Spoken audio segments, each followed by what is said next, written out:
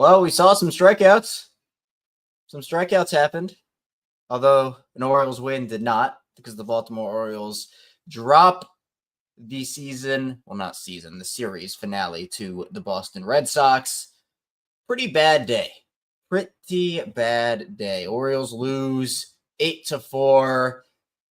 They end up on a streak, a 2-game losing streak, to move to 3-4 on the season. Charlie Morton, not a great outing. Obviously, the 10 strikeouts is one thing, which we'll get into, but got rocked early, and the Orioles just never recovered. The offense had some moments. Cedric Mullins with a nice leadoff homer in the bottom of the first, but it's like the offense can't get anything going when you give up 3 runs, and then you go and give up 8, and the offense, it's a tough scene. It's a tough scene. So, welcome into Kevin and Zach React. We are your Orioles post-game destination where you can enjoy the great wins the Orioles have, and you can vent about the terrible Orioles losses like this one today. We'll get Zach in here right now, though we're not going to see his wonderful face. Zach, are you here? Yeah, can you hear me? Yeah, all right. I'll put you behind. Hold on. How do I? Okay, you still there? Yep, I'm still here. Okay, so look at this. We're doing a little post-game radio call in action with Zach. He is on the road again. So, how you feeling, Zach? I know it feels like we just talked about this. You and Brad at least did. I popped in late, but tough way for the Orioles to end the series here. Yeah, that was, let's call it what it is. That was a tough one to watch. Off the rip, Morton strikes out the first batter, Duran. You're like, okay, he's got something. Then he loses Devers, gets the walk there, and you're like, okay, just don't, you just got to find a way to get Bregman out. You can't let Bregman get on you. He hits a 2-run homer. And then immediately it felt like we were back to that, what we've talked about the past few games, past months including Orioles seasons, of just, it felt like once they were out of it, they were out of it. Once they went down, once it was 4-1 specifically, obviously you talked about Seti getting a hold of one to lead off the game for the O's, and you're sitting there like, okay, 2-1, get some guys on. Maybe we're, cooking with grease. Not what happened. Offense, once again, sputters in moments.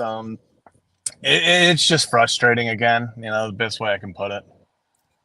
Yeah, I mean, it's frustrating. Obviously, I mean, I think the bigger story, or at least the biggest story right now, is Charlie Morton. I mean, it's been a rough couple of goes for Charlie Morton over his first 2 games with the Orioles. And I mean, we talked about it, Zach. We both, and this isn't us just being revisionists and saying, oh, we said this all along. We were saying it, where we wanted the Orioles to address their starting pitching in a different way. We obviously both wanted them, after they lost Corbin, to go out there and try to find another ace. I know that's not easy, but there were options available. They decided to go with the Charlie Morton, Sagano, Povich, Kramer, some guys that you're either relying on who are older. Obviously, Kyle Gibson's another one of those older names that maybe we'll see at some point here. I mean, I assume we will. Yeah.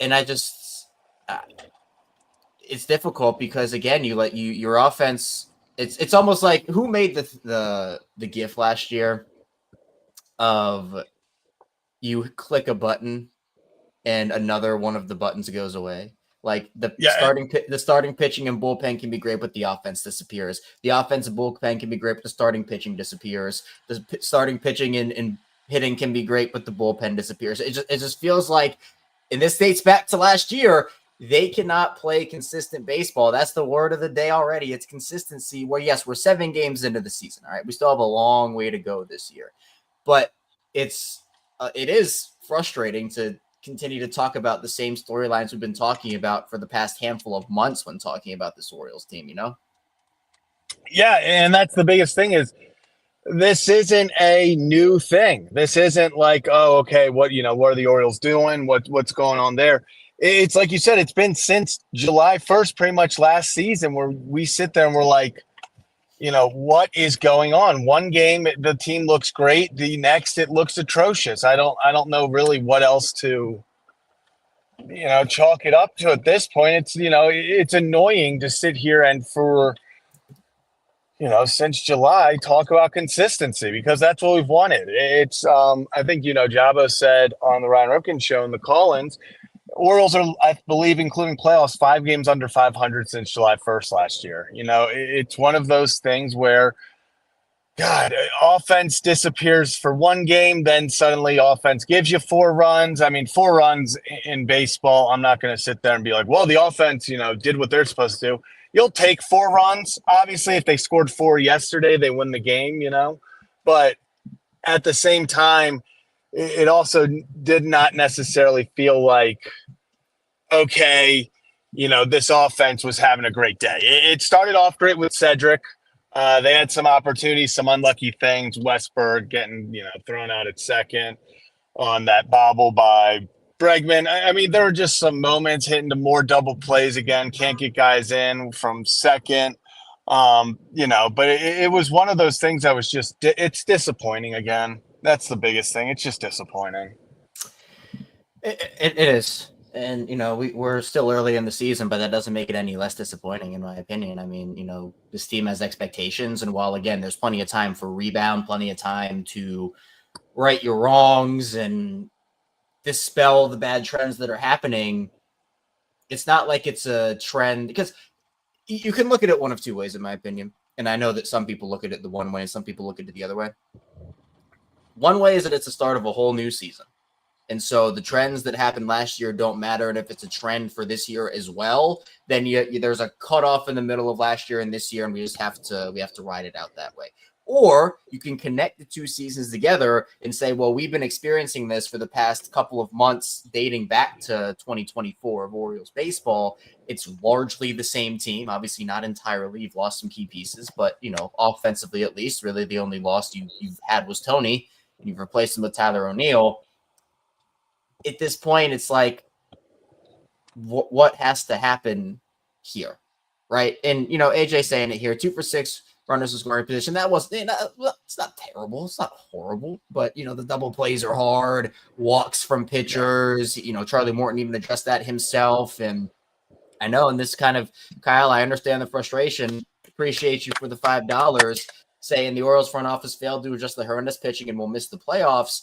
They took a lot of risks, and this isn't even just pitching wise. We're talking about offensively as well, where, you're relying on young players to step up. And I think that offensively, you have there's enough talent offensively to say, okay, well, the pitching staff just has to be average. And that's true.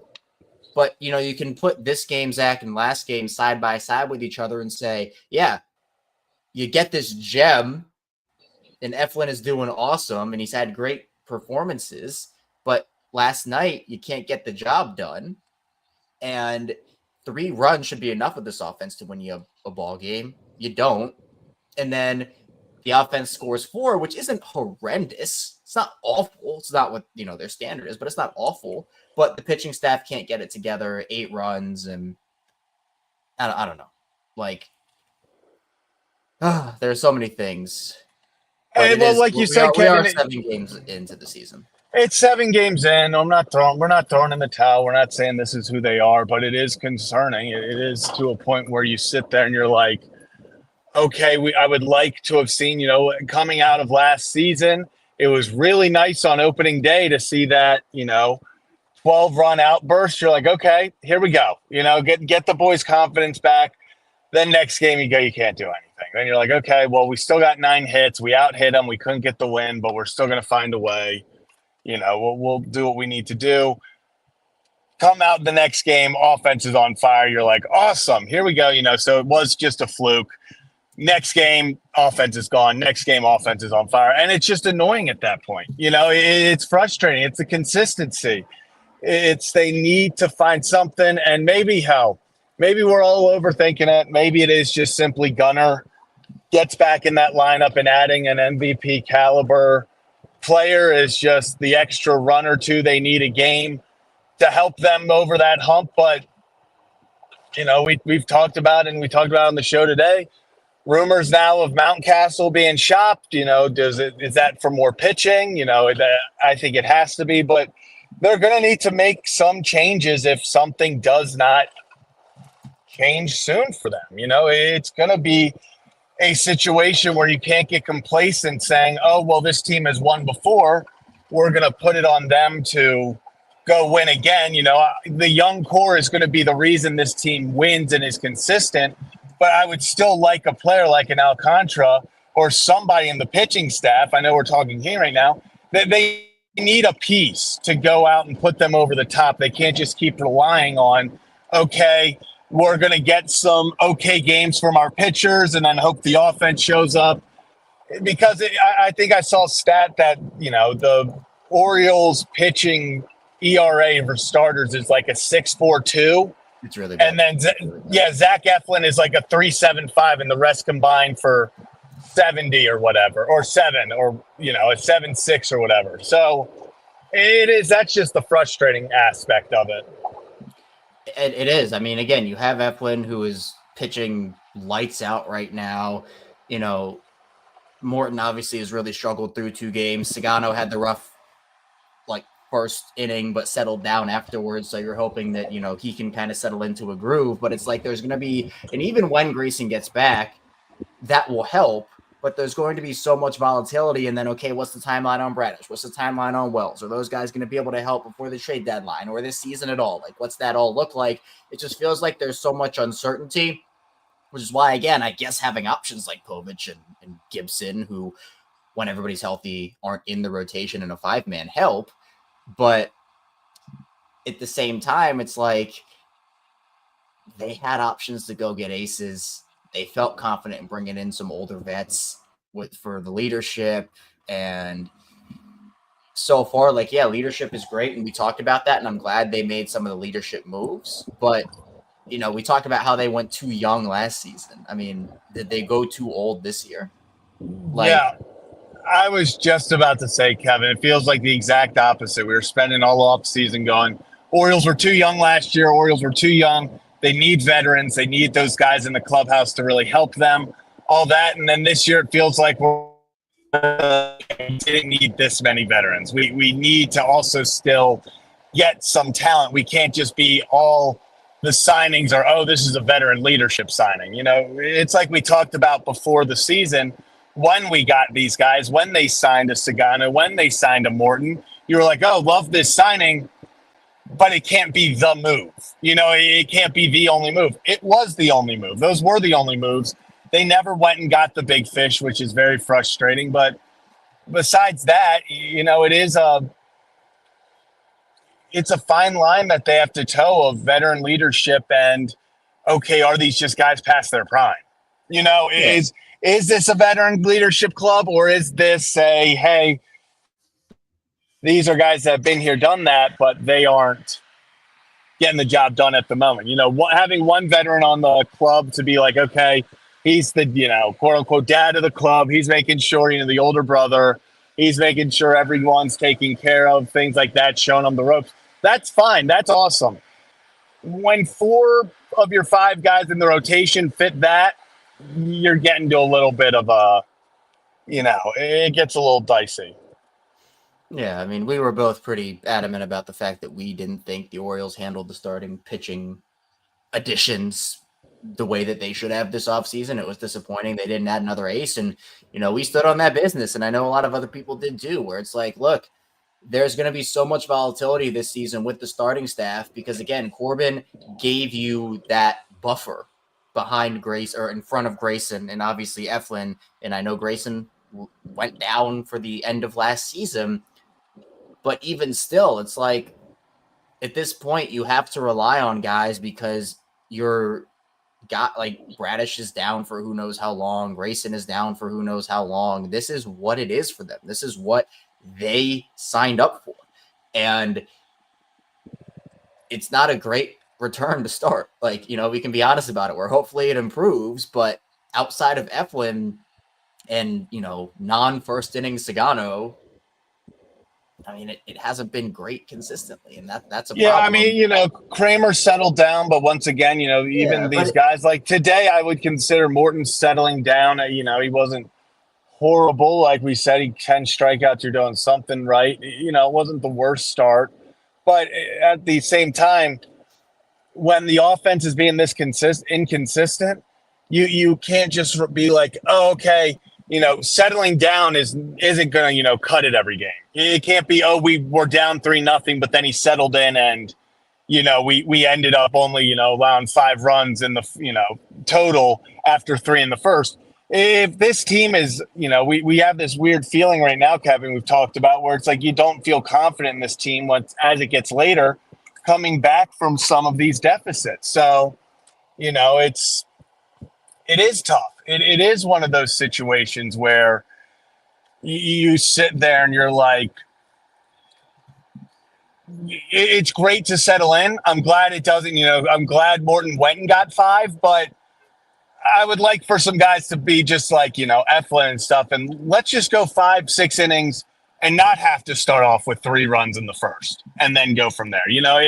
Putting this team behind the 8 ball seems to be a recipe for failure right now. You can't have it, and especially because it feels like the energy of them being the cardiac comeback kids is gone, 3 runs behind, they can come back. It feels like that's an insurmountable deficit, and it has been for a decent while now. I mean, it feels like that energy is gone, and because Sagano settled down and Kramer settled down and Morton settled down, settle down, but you're right, getting behind the 8 ball is a recipe for disaster. Yeah. And we should have been talking about, Setty's homer put him up 1-0 in the bottom of the first. Yep, should have been a jolt. That's what it should have been. But instead, it's okay, now they're still down. Cut the deficit in half. Oh, we let off the game with the home run. Now the deficit's still in half. It's not okay, now we're, because I believe if they would have gone, Morton gets out of that first inning 0-0. Said he hits that. We've seen them ride that momentum. We've seen them do that this year already. So maybe it's a different game if Morton doesn't get behind the 8 ball immediately. But, besides the 2-run shots from Morton, not the worst game in the entire world. 10 strikeouts in 5 innings is cool, but I would rather it not lead to 5 runs. It's just it all goes back to consistency. It can't be that, you gave up 3 runs in the first and then, okay, but you settled down. We just need to be settled down the entire game. Right. Because again, we can talk about how they settled down and the Orioles came back and won the game, but in a game like today, that's not the case. You put yourself in such a hole and you continue to dig that hole in where it's okay, 2-0, and then now we're down 2-1, and then can they come back from that? But then it's actually you're going to be down 4-1. Yeah, I mean, if Morton shuts them down the rest of the way and he goes 6 innings of 2-run ball, then we're sitting here going, hell yeah, Morton. But after you put yourself down 2-0 in the first, you can't be quote unquote settling down, but then still giving up 3 runs in the next 4.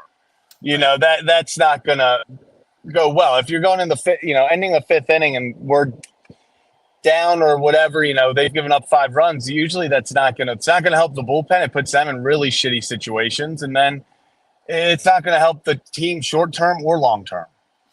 Yeah, it's rough. How'd you feel about Gunnar not being there today? I know we kind of assumed he was going to go to KC anyway, but I mean, got a lot of negative reaction.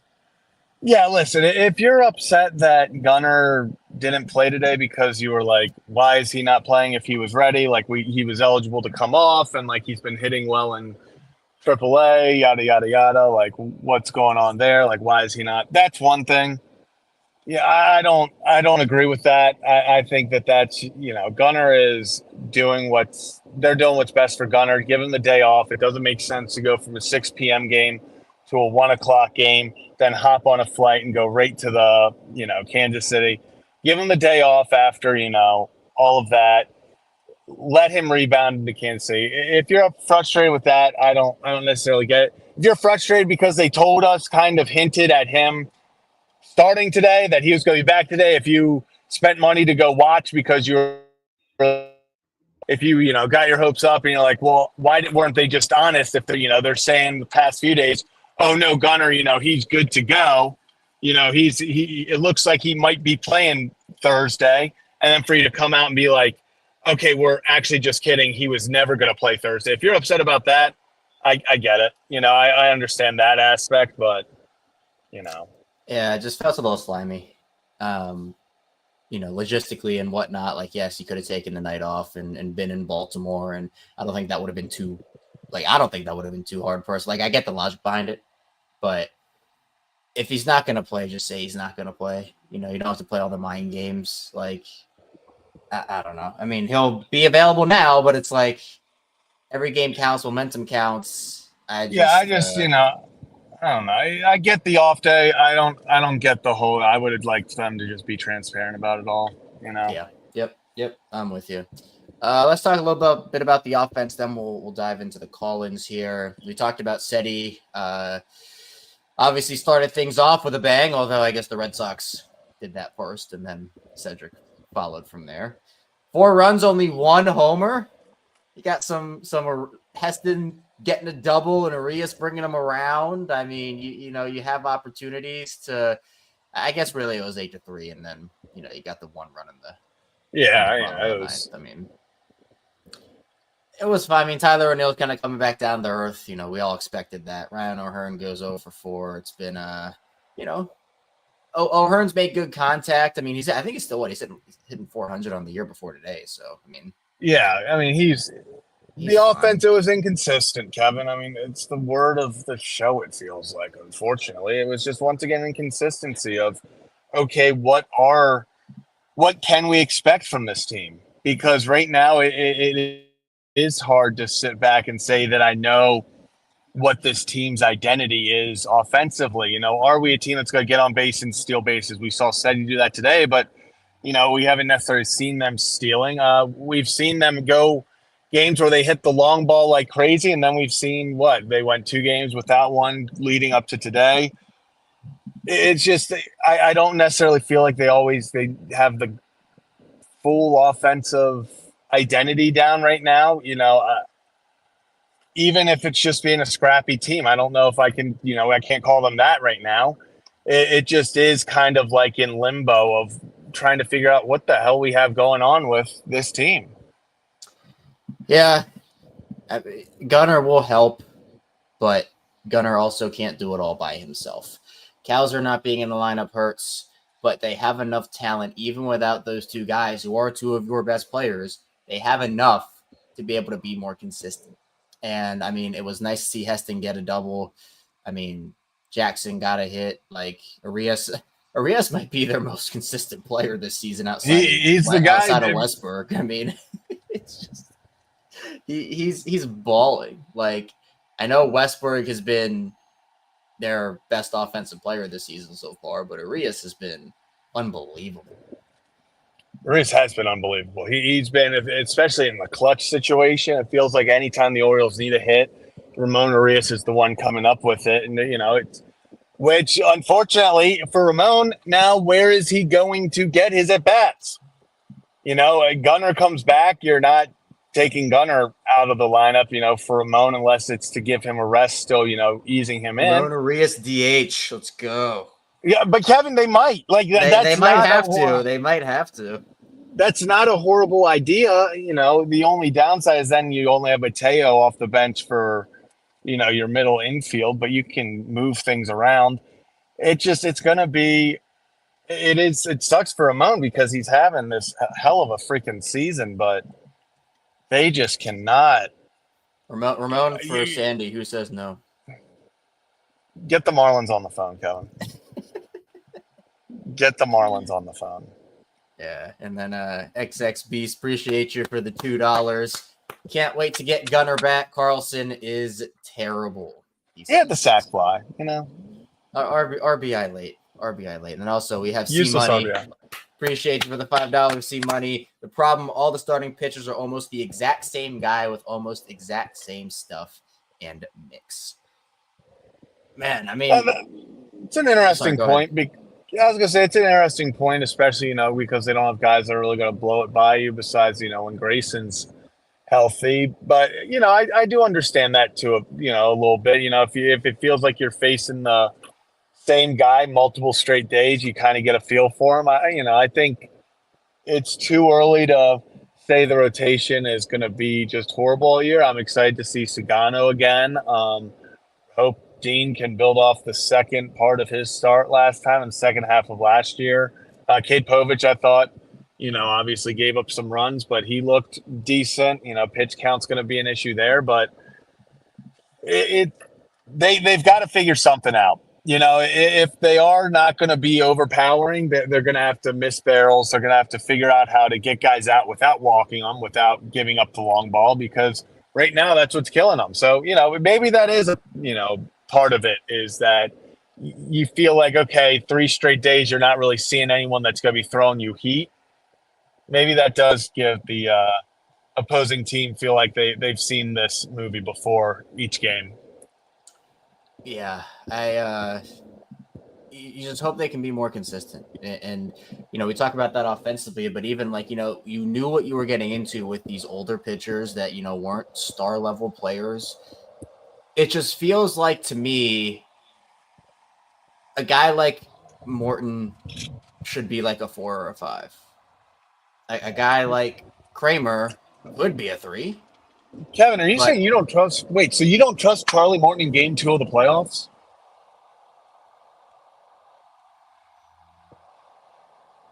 Game 1? All right, so sorry, Kevin, we're just asking questions. I thought, we were reacting. I thought, maybe we just get the mind going, get some people in the comments, Yeah, that throws me back to when we were having full crash out debates about who was starting Game 3 of the playoffs if the Orioles made it that far last year. God, remember, people forget that I fully wanted Cade Povich to get that ball in Game 3. I did too. I was with you. It was going to be Kramer, but I was like, just screw it. Give Cade the bump. Just put the kid on the bump. Let's just see what happens. Here, kid. Well, you're a rookie. Biggest game of your life. Here the Palmer starting to double his workouts. He's coming back. He's coming out of retirement. You know what? Honestly, I'm with it. Would not, I bet he would still fight. He was saying in our interview with him, going to drop this Sunday on the Ryan Ripken Show channel. Make sure to check that out. He was talking about kind of just like the difference in today's game and everything. And he was like, oh, if I could still throw 85 right now, he's like, I'd be out there and I'd be winning games. He's like, I don't need to throw fat. He's like, I would pitch. And he's like, no one can pitch. And, it's just hearing him, if you, we've teased it before, but this Sunday, Jim Palmer conversation was just listening to Jim Palmer tell stories is a treat in its own, but getting his baseball knowledge is another thing. But yeah, no, top pitchers and great point, Tim. Great point. You cut out. We couldn't hear anything you said. Thank you, Kevin. Thanks for your support. Yeah, you're welcome. It was a nice robotic point you made right there. Oh damn! Is it cutting in and out? Not right. I mean, it was just the end of that sentence. You're fine. You've been fine the whole time. Yeah, those are fine. Yeah, good. And Zach Ballinger is fine. All right. Do you want to start the call-ins? Let me get the link in the channel. Again, let's do it. Don't know, this is Kevin and Zach Reacts. We are your Orioles post-game destination. So you can react with us to every single Orioles game through the good and the bad. We will be here for you. And of course, if you want to become a member, you can get on the call-in train, which is you can call into the game call into the show post-game and share your thoughts, chop it up with Zach and I. So from those who are members, good, bad, ugly, whatever you have to say. Let us. Just because even if you're just upset about it, you don't like that the Orioles didn't score runs. I don't like that the Orioles didn't score runs either. So come talk about it. Yep. Call-in link is live. And where's our boss, Ryan? We don't know where Ryan is. School's Ryan out, is, Principal's gone. There are no rules. It's all right. Maybe we'll get no call-ins. Maybe we'll get 10 call-ins. Maybe we'll get 8 call-ins, like the runs the Red Sox. But Kevin, yeah, don't make. Oh well, I'm You don't have just to you bring it gotta up. lighten the mood a little bit, don't you? Like, that was our whole goal after losses. Yeah, So. gosh. Or Last year we maybe had some maybe crazy. 41 call-ins like Charlie Morton's age. Is that better? Woo! Okay. Love it, Kevin. Love See, it, there Kevin. we go. All right, well, let's get our first call-in in here. I know he's tired, and I feel sorry for him because he had to wake up and watch whatever that game was. You already know who it is. It's AJ. Let's bring him on. How are we going? AJ, I'm so sorry. I just want to say that first off. 4 a.m. wake up call for that. I tell you, about 4 pitches in, I'd be shocked if I didn't wake my neighbors up swearing. So I don't blame you. I made brownies the other day. I'll probably have to go deliver some very angry like next door neighbors. Yeah. But oh man, that was awful. That was just awful. It was awful to watch. Cedric Mullins continues to just be my go. I hope he gets paid $1 billion in the offseason because we're certainly not going to pay him. The one time I would actually take the vet presence. Yeah, true. The one vet out of everybody vet presence now. I want a guy who's been in the league 8 years. If you're going to have a vet, look at the Jays who got Max Scherzer, who even if he never throws another pitch for them from injury, he's going to make their entire pitching staff better. Morton, we'll see. But that said, he's the veteran I'd want on a team. But I understand we're chock full of outfield depth. So I just hope he gets paid $1 billion by somebody next season. Yeah. But he was. I'll try to go through my positives before I go through the negatives. But also, Cedric Mullins, king of the announcer jinx. Let's go. The Twins walk-off last year was my favorite Kevin Brown call of all time. Cedric Mullins has never hit a walk-off home run in his career. Until now, maybe. What do you mean maybe? It's about 10 rows deep, almost on Utah Street, Kevin. But and then in the wild card series, this pitcher almost never gives up home runs. Only 11 home runs this season. Next pitch, smoked. Boom. This pitcher only gave up 11 home runs last year. Smoked. I knew the second he said it, Mullins was going yard. I said it out loud. I was like, he's going yard. He has an knack for it. He loves when people doubt him. Every time someone talks about Cedric Mullins not going yard or the pitcher not giving up long balls, he's going to rip one. Every time. Yeah. I feel like there's a difference between having vets and then people who are there for being veteran presence players. And I feel like for the Orioles, you're right, Cedric Mullins is a vet because he's been in the league, he's producing, he has all that. But then Morton feels like a guy that, again, probably should be a number 4 or 5 instead of being the second guy you throw out there. And that's because of health reasons, obviously. But even behind him, there's the uncertainty of, okay, well, Kyle Gibson, again, if he returns and pitches, and obviously I think we'll see him at some point, right? I think that we'll see him. Yeah, he said on the Ryan Ripken show with us. What was that, Tuesday? He said he'll be back he's in ramping up. Yeah, he'll be back by May. So same thing where it's he's someone that had a great year a couple years ago for the Orioles. Obviously, was a great veteran presence, but is a vet player. I think they went too heavy on the veteran presence players this year after not having any last year. So it's you go one direction, then you go a complete 180. And God, you're telling me the Orioles can only go one of two extremes? Really? Sounds like a certain social media site that always never overreacts. Yeah, no, well, honestly, it's funny because the best veteran signing that I think they've had is the one that they did last with Kyle Gibson. Because every single person that you talk to, Jim Palmer included, Jim was raving about Kyle Gibson. He was he is the best human.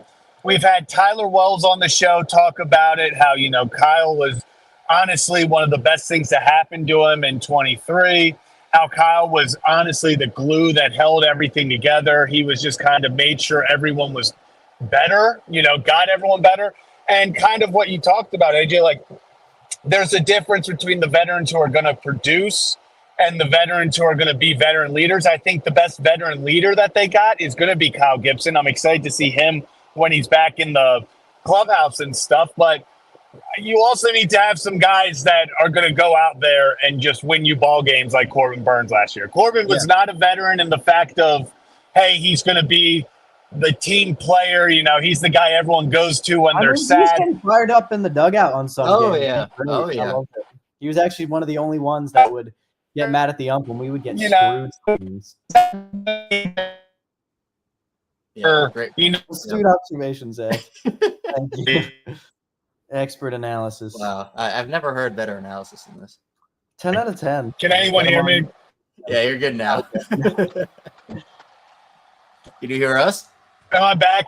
Corbin Burns. Okay. Yes, I can hear you now, Kevin. Can you hear me? All right. Yes, yep, you're good.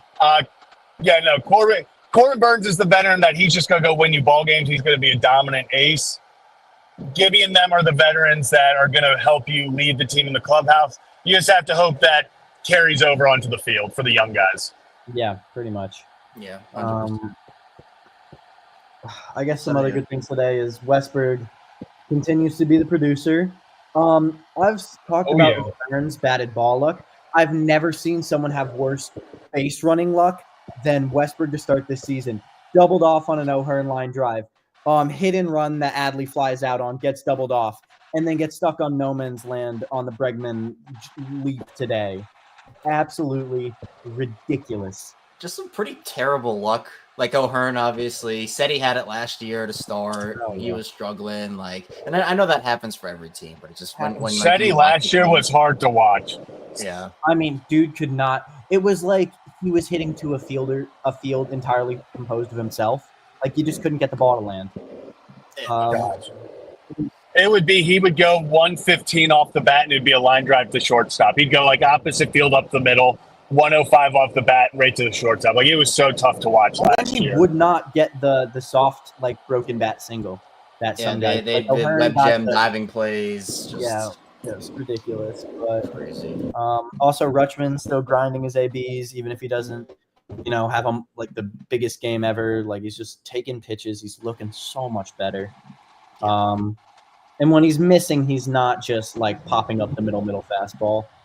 He looks so much better. Also, maybe this was just the umpire today, and some of the umpires we've had so far. Rutschman's framing and receiving has looked a bit better this year, just off an eye test. I don't know. Yeah, I'm encouraged. I wonder if it's. I think it's, and I think people don't understand. We've talked to people, and Kevin, you can attest to this. Down at spring training, people were raving about Robinson Chirinos being back in the clubhouse as the catching coach and one of the bench coaches. They love what he brings to the table. All the guys absolutely adore him, Adley included. I think it's going to be big for Basayo as well. I think that does help because Robbie was a big defensive catcher. That was his specialty. He wasn't always the greatest offensively, but he was a fantastic defensive catcher. And I think that's why they brought him in because, one, he's worked with Adley. He was his backup when he first came up. And two, he's a guy everyone loves, and he's damn good at, got a lot of knowledge for the game. Yeah, seriously.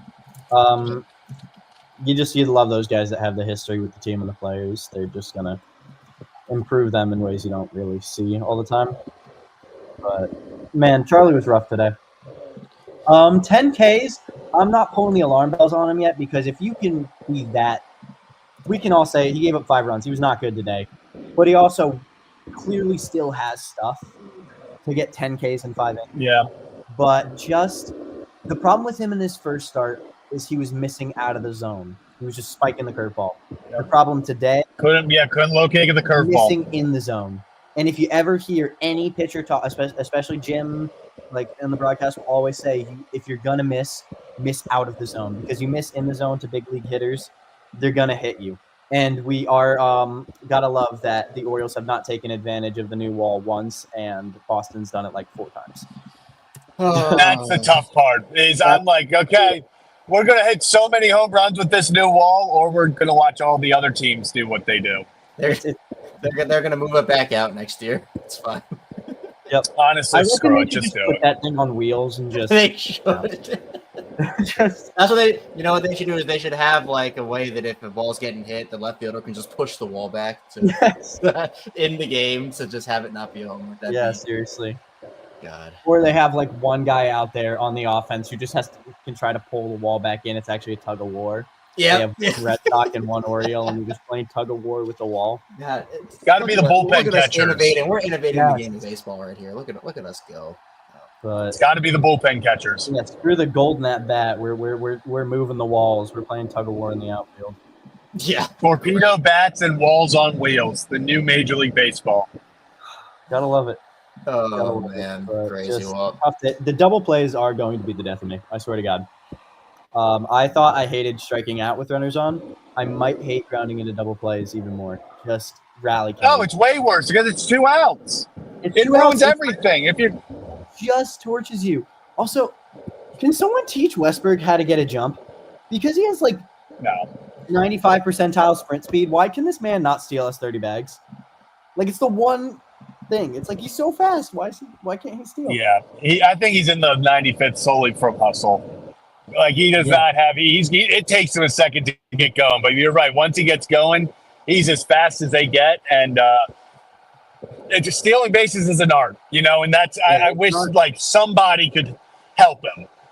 Yeah, it's like Cedric. If you look at his like baseball savant, he's actually not like super high percentile sprint speed, which is kind of shocking. He gets crazy jumps in the outfield, on the bases. He hustles like. Yeah, it's the instincts. Yep. Things it's hard to teach. You can't always teach it. It's why I'm so excited to see Holiday start to run more. Like, I'd love to see Henderson run when he gets back. Obviously, they're probably going to take it slow with him when he first gets back, but you love the idea of this team being a bit more aggressive on the bases. But unfortunately, has not worked out for us so far. We've been caught stealing. We've been doubled off on hit and runs. So you hope it doesn't scare them off doing it, Nope. Yeah. Hopefully not. But man. All right, AJ. Well, hopefully it's not an early wake up call for you tomorrow, is it? It's not. No, it's like a 10-40 game. It's All beautiful. right. Let's see. I clearly jinxed it though today because I said the pitching hasn't cost us yet. The pitching cost us today.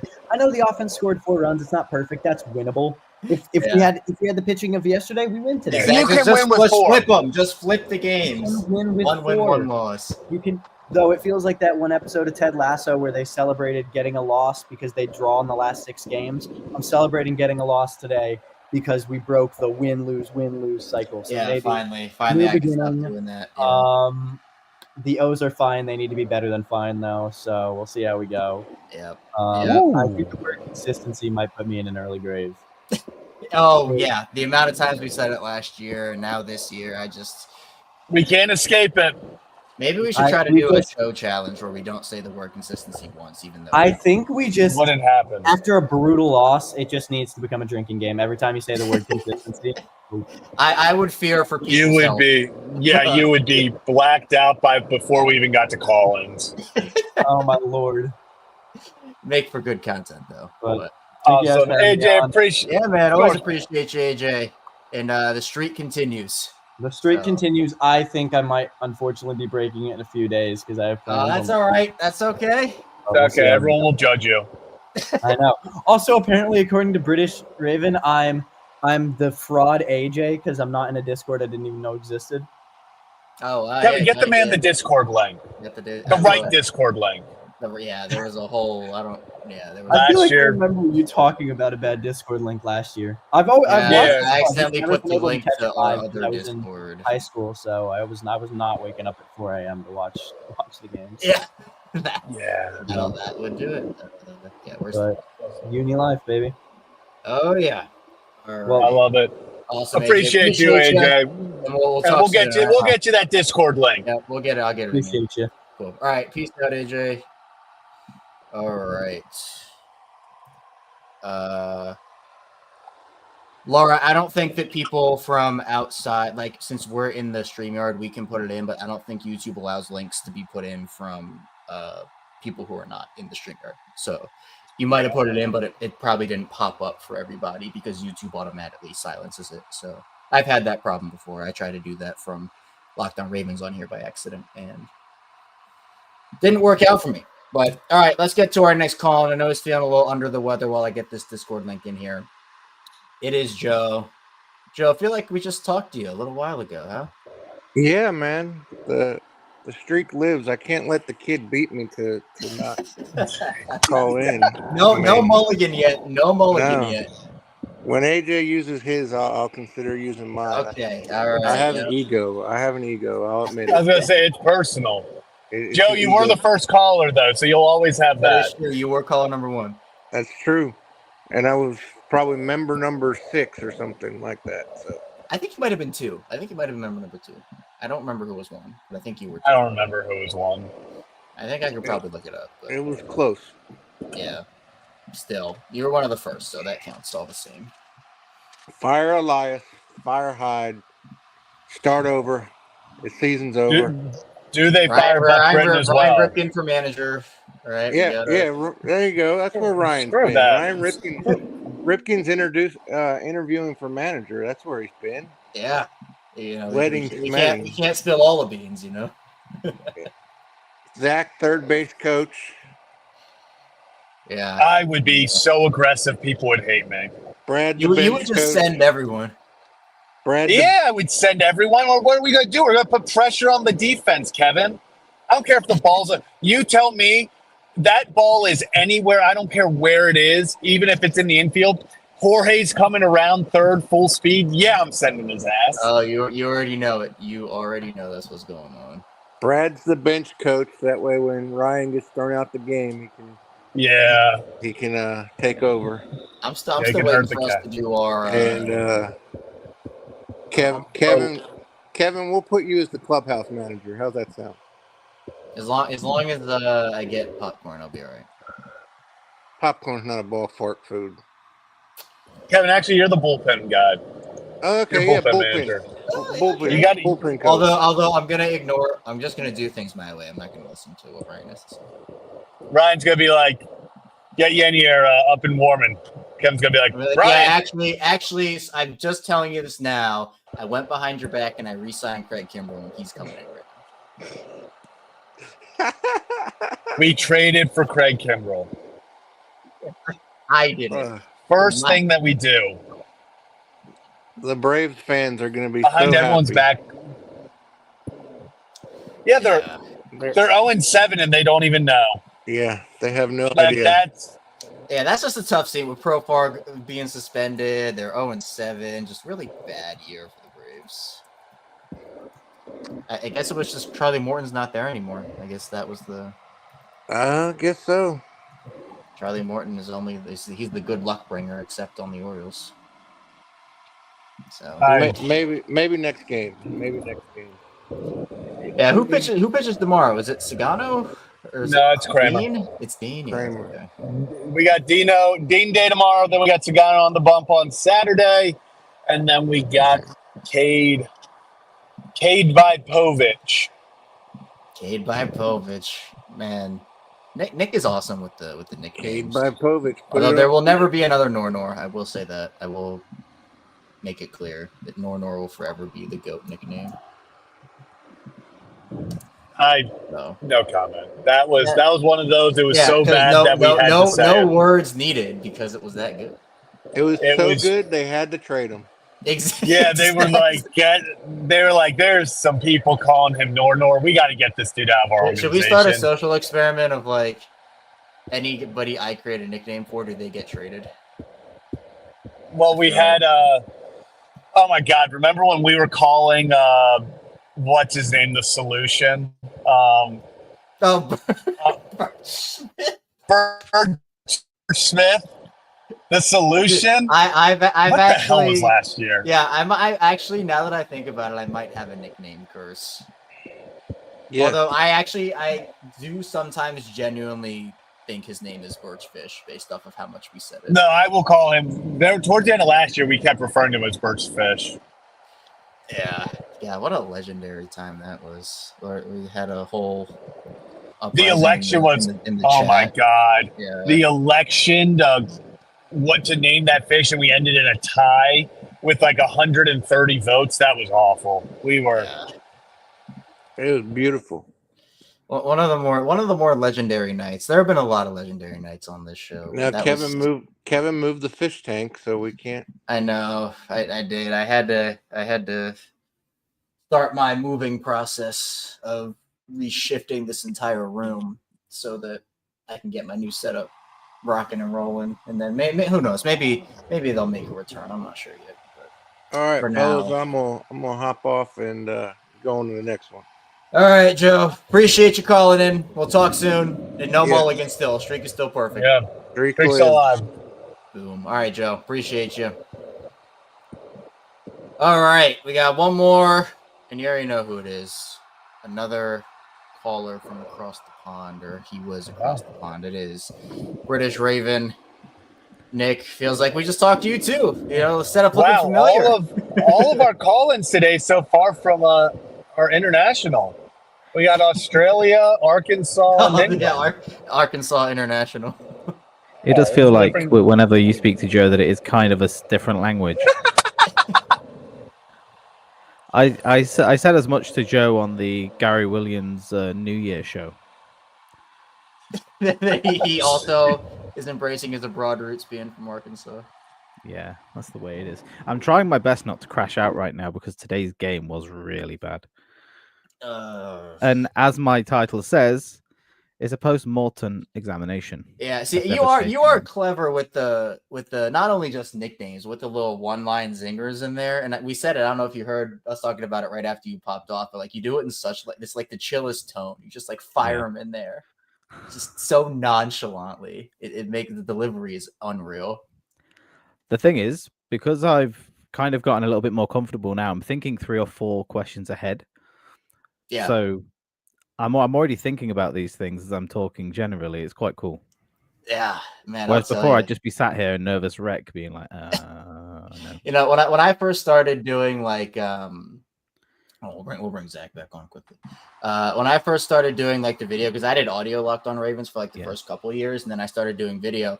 I was so focused on completely like just directly staring in the camera the entire time. I forgot what I wanted to say. Absolutely. And then once I figured out like, hey, I don't have to look at the camera all the time, it got a lot more natural for me because I can actually look at what I want to say and I actually have notes I want to talk about, or I can just figure out something or look at someone I'm talking to instead of just like staring into someone's soul for like 30 minutes. And I'm just like, that helps. It helps. So I think the best thing about getting better is just being comfortable. Yeah. Oh yeah. I mean, you can look at the camera. If I look at this big thing, it's going to make you naturally nervous. Right. Yep. But you have the chat on one side, you've got a note on the other side, so you can kind of just get a feel about what people want to hear. Exactly. So. It's so much more natural that way. And if you go back and listen to my first ever episode of Locked On Ravens, there is a wild ad the network had us. I was gonna say, what was the first ad? It was Blue Chew. So get your dick pills here. Get your dick pills. Essentially, like it was my first ever episode. I've told the story for my whole family. You know, my parents, my siblings were all sitting there. I wasn't there because I was in LA still, but they were sitting. You had a watch party for your dick pills. Yeah, well, my family did, and they're all sitting around the phone. I think my grandparents might have been there because they were doing their thing, and all of a sudden, I'm like, all right, we'll be right back here on Locked On Ravens. Are you having trouble in the bedroom? And then just it goes, and I remember that vividly. So my first ever episode has that, and it was actually a Kari Vedvik episode, so major throwback. Yeah. But I was very. It was a what episode? Legendary Vedvik, Ravens picker. Legend. No, you cut out. It was a what episode? Kari Vedvik. Woo! Marshall University, stand up, baby. Oh yeah. So, I was very monotone. I did not know how to use the inflection points in my voice, and I was very quiet. Yeah. I was very, so it's gotten better since then. At least I'd like to think. I like to think it has. So, yeah. All we need now is to pick up Dick Lovelady. Yes. Is he still? He's still out there? No. I don't think anybody picked him up. Well, then I think we have our next. They just Orioles agenda. You can't name it. Like, you just can't name your son that. That was crazy. But Richard, you wouldn't survive the schooling system in the UK with that name. Yeah, I was gonna say that's Yeah, he's lucky he was an American. Can just go by like Rich or something. Is that one of the all-time sports names? Do we think? There's probably funnier. Yeah, there's definitely funnier. But I feel like that's got to be up there. Yeah, General Booty's just like that poor kid. He was supposed to actually be decent, and he just bounced around. He was starting at somewhere in the Sun Belt this year. Oh, I think it was Louisiana Monroe. And I was watching their game. They're like, General Booty, starting quarterback. I was like, no freaking way. I was like, it's like seeing an internet star for the first time, like in the wild. And I was like, shit, he does play. You know, I was like, I've only seen him like high school highlights of there's this guy named General Booty. But I didn't know he still played ball. Man. Crazy. Yeah. Imagine that. But you are getting asked, Nick, what is the jersey, Matabike or nada? This is Haloti Nada. All right. Goat. I have to go with the Haloti route because of the appearance that he put in at the draft. Yes. All-time legendary appearance, second only to Jacoby Jones, the late great Jacoby Jones. All time. Ravens have had some good draft appearances, and I don't know. Maybe they'll draft another defensive lineman from Oregon in the first round this year. Maybe Harmon comes in. And it's anything like a Lodi. I think it's a pretty good get. It's a pretty good get. I would agree. I would not mind that. Yeah. I would not mind grabbing another Haloti Nada type guy. You know? Yeah, you throw Haloti on the base paths, by the way, you have him be a pinch runner. That man could move for his size. Yeah. Rugby player. Yeah. I used to love every time Haloti did anything, especially on Sunday Night Football or Monday Night Football. He'd get a sack. He'd do anything. You knew they were tossing the rugby highlights. Without doubt, they were tossing the rugby highlights up. I watched those things, I swear, 100 times just off of different times that they were like, and here's Haloti Nada just running through everybody's face. It was a beautiful thing. It was a beautiful thing. Yeah. So I agree. What are you looking forward to Gunnar being back, Nick? I think everybody is. I think it's a good thing that Gunnar's coming back, but it's going to be rough to ask one man to do everything on the team. It will be enough to maybe provide the spark, but there are several aspects of the team that have to get better that he can't contribute to. Yeah, it's very true. Yes, Gunnar Henderson is just going to be a part of the puzzle, but you hope that when you put his piece in, the other pieces start to fit better.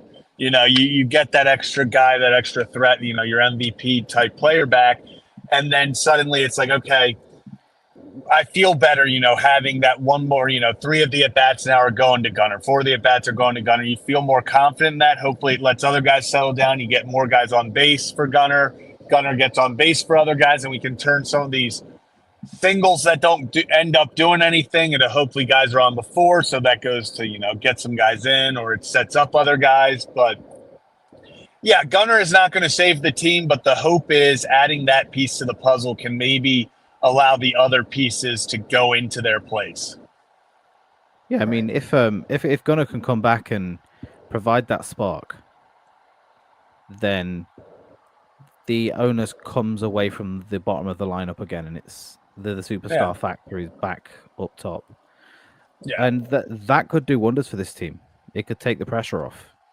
It would be massive to take the pressure off, because if you have a guy, I mean, hell, we've seen guys, even when, I talk about it all the time, when he's hot, Ryan Mountcastle can carry this offense for weeks.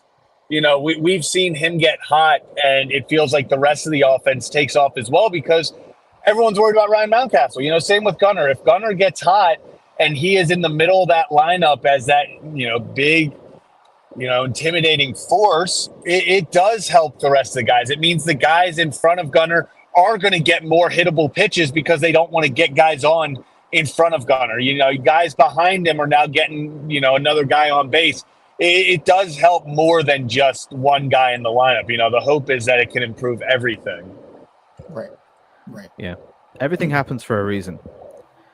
And the Greek proverb says time decides for everything. Just gonna have to wait and see. Yep. Just gonna have to wait and see. So. Look at that. I'm not going to grace you with my horrendous Greek speaking, but yeah. I was going to say, you never know what you're going to get on this show. We're getting some Greek I know. Well, Words of Greek and wisdom. Words of wisdom. Okrono zapowiedzi gata panta. There you go. Yeah. Oh, all right. Okay. Let's go. Let's Okay, go. that kind of Man. scared me. I was Okay. that threw me off. No, that was No. very confused. All of a sudden, I was like, "What the hell?" I was not you can prepared. almost see When the you said advert. you were gonna try your Greek, I was like, "What is he?" And like, I did not even put together. I was like, and you started talking. I was like, "Oh, okay." He like actually knows Greek. Thought you were just joking around. That's perhaps one of the only phrases that I know and I perfected to try and fit in once. Okay, hey, but you know what? I'll give it to you because you saw the opportunity and you took it. Yeah, it's one of those wisdom things that we're feeling a little bit down at the minute. I had to impart something. Yep. Kind of bring the vibes Greek back up. wisdom. Bring the vibes. British up. Raven giving us some Greek. We're going all over the world. Greek advice? Is that what do you words of wisdom? Greek wisdom. Greek wisdom. You know, some Greek wisdom after a loss. Where else would you rather be? I would prefer to be in Greece, ironically, but I will take this as a very, very close second. Maybe tied for one. Well, British how Raven about in here from Greece? There we go. There you go. Now my entire setup now is portable. There you see. Now there we go. Hey. There we go. Right there, man. Who knows? Maybe I get drunk one night on a call-in and I sing Spider Pig in French. Oh my gosh! Yes. That is all right. So now we have a goal. Must. We have a goal for the season. We need to see Nick do that. Yeah. Maybe that's like after a walk-off win. That'll be like the celebration. I have these really weird party tricks that make no sense to most people, but apparently a very teenage me thought learning Spider Pig in French was a great idea. It's about to be put to good use right here. No, that was a fantastic idea, Nick. Don't let anyone. That was the best use of your time because it's all led to this moment. You said everything happens for a reason. It has led you to this. There you go. There you go. Who would have thought I'd be using my 2009 French many, many years later? Now we're here. And here we are. And here we are, baby. Awesome. Well, Nick, appreciate you as always, man. Thanks for hopping on. Streak continues. We got 3 perfect streaks. 3. Absolutely. Joe, AJ, and Nick with them. So appreciate you, man. We'll talk soon. Indeed. No matter how trash we are, I will always be here. So and that's what we love. That's what we love. Awesome. All right. Thanks, Nick. Trash, but we can. Oh, see you, Nick. Yeah, hopefully we can get rid of the trash part, though. I know. It'd be more fun for wins together. Can we get a win streak? Do you remember how much fun it was to begin last year in the beginning when we were just having like fun? It was like, oh, back-to-back games with the walk-off. This is fun. Let's talk about it again. Like, oh, great vibes again. Let's just have fun on the stream. Then it was like, hey, we're going to have eternal sadness and inconsistency. If they keep losing, or didn't we start Kevin and Zach react and they started going on losing streaks? Isn't that like what the meme was? Yo, Kevin, stop saying that. Stop saying that. I'm just saying. Do we have to does someone have to buy us out? Don't put that out there. Don't put that out there. I mean, look, I've already been labeled the franchise killer, so I mean, I can't really go anywhere but up. I mean, Kevin, I can't be brought down to that, You're trying to save yourself while I'm burning away? Yeah, Kevin. Selfish. Come on. Wow. Don't take me down with you. Keep killing the franchise. I might have to. Yeah, I might have to, though. So, Kevin, you're going to have to go back to Columbus and do some more I know. I might have to. I feel like that might be the only way to reverse this trend. I will take full credit for it. Kevin, if they go on a run and win the damn thing after you do that, you can take all the credit in the world. I will not care. You can take all of it. I will just be at the parade. You take all the credit. I'll be at the parade. Yep. As long as we get the parade, I don't care how we get it. Yeah, and AJ's right. I'm not just throwing you under the bus. I'm dragging you under the wheels with me. That's what I'm doing. So be prepared for that. But all right, Zach, got anything else? No, get them tomorrow. Kansas City, revenge. Please get the revenge. I love saying revenge in Game 8 of the year. They didn't knock us out of the playoffs. Like, it means the same thing. Yep. Get Gunnar back and hopefully win his 3-game losing streak. I don't want to deal with that this early in the season. Yeah, so. Please no. Just please get back to 500, win the series, go from there. Yep. All right, that'll do it for Kevin and Zach Reacts, your Orioles post-game destination. Win, lose, there are no ties, but if there were, I wouldn't like them. Win or lose, we are here for you. Orioles lose 8-4. They drop below 500. We'll be back here tomorrow after the Orioles take on the Royals. Hopefully a more positive stream than today. But that's all we got. Zach, you want to hit him with the random Oriole? Cesar is Torres. One of my favorite players growing up. Felix PA. That's mine. Woo! So, cycle, all right. baby. Boom. We'll see you next time. See you next time on Kevin and Zach React. Out of here. Jeez.